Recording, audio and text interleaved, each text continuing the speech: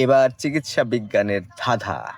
ধাঁধা হচ্ছে এমন একটি খাবারের এমন একটা জিনিসের কথা বলবেন, ১,০০,০০০ অসুখ আছে, কোন কারণটি সকল অসুখের অন্যতম কারণ? আপনার পৃথিবীতে ধরেন ১,০০,০০০ অসুখ আছে। সেই ১,০০,০০০ অসুখ কেন হয়? নানান কারণে হয়। কিন্তু এমন একটা কারণ বলতে হবে যেটা ১,০০,০০০, ১,০০০ যত পৃথিবীতে অসুখ আছে, সেগুলোর অন্যতম একটা কারণ হতে পারে। ৪ টা পড়ি, আপনি বলেন।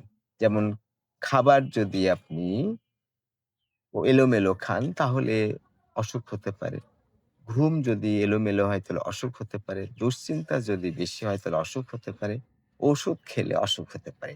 তাহলে পৃথিবীতে যত অসুখ আছে খাবারের কারণে হতে পারে, ঘুমের অনিয়মের কারণে হতে পারে, দুশ্চিন্তা বেশি হওয়ার কারণে হতে পারে, আবার ওষুধ খাওয়ার কারণে হতে পারে। কিন্তু সবগুলো অসুখের একটাই কারণ কমন হতেই হবে সেটা না। সেটা হলো ঔষধ। দেখবেন যে যেকোনো অসুখের কারণ আপনি যখন দেখবেন, তখন দেখবেন এটা কারণ, সেটা কারণ করতে, করতে বলবে ঔষুধ সেবনের।